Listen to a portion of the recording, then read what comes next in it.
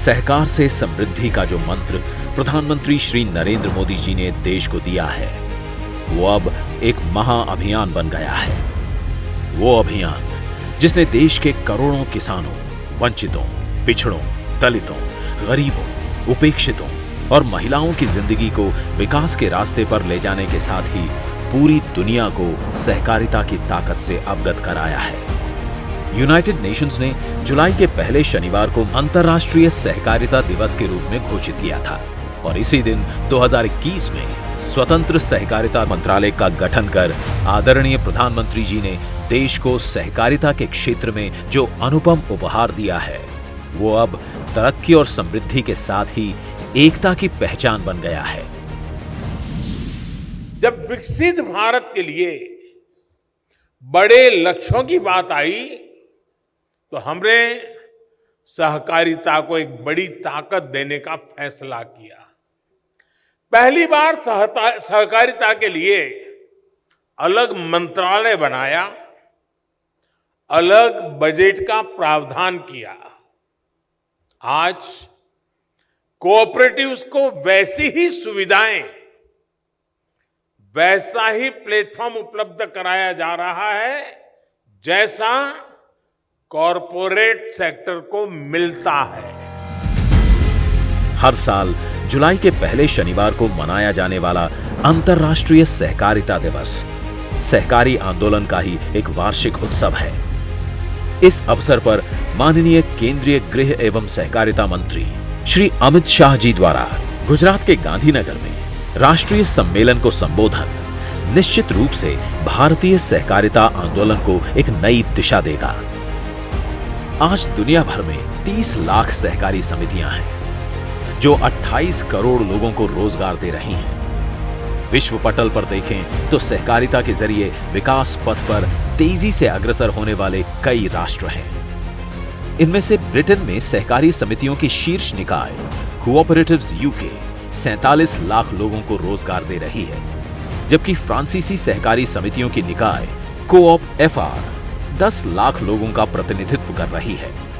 इस कड़ी में जापान के सबसे बड़े उपभोक्ता संगठन जेसीसीयू का कुल कारोबार 3,70,000 करोड़ जापानी येन है।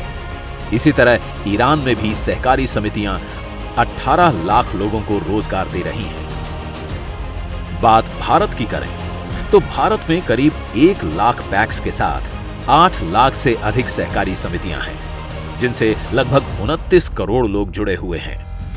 देश में कुल कृषि योगदान का 20% सहकारी क्षेत्र देता है।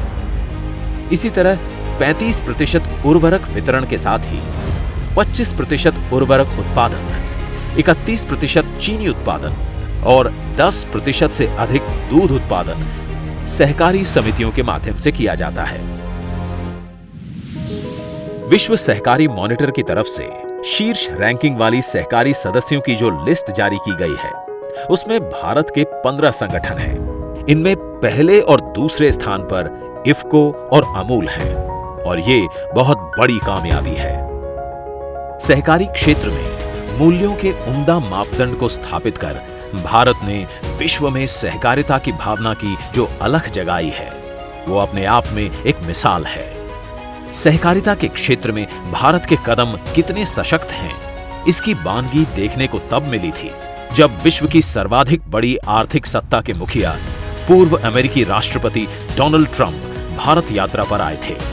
तब उन्होंने डेयरी उद्योग के शीर्षस्थ सहकारी संगठन अमूल का दौरा किया था। अमेरिका की पूर्व प्रथम महिला हिलरी क्लिंटन भी अहमदाबाद में महिला सहकारी संगठन सेवा की सहकारी महिलाओं से मिली थी। मित्रों, सहकारिता के विगत 125 साल के हमारे पास्ट को भी देखना पड़ेगा। बहुत गौरव हो इस प्रकार का 125 साल में भारत के अर्थतंत्र में सहकारिता का योगदान रहा है, मगर मैं चाहता हूं कि अगले 100 साल में ये इससे भी मजबूत हो और सहकारिता अनिवार्य रूप से भारत के अर्थतंत्र का एक मजबूत पिल्लर बनकर सबके दुनिया के सामने, देश के सामने आए। सहकारिता मंत्रालय ने सहकारी समितियों को सशक्त बनाने के लिए 54 से अधिक कदम उठाए हैं।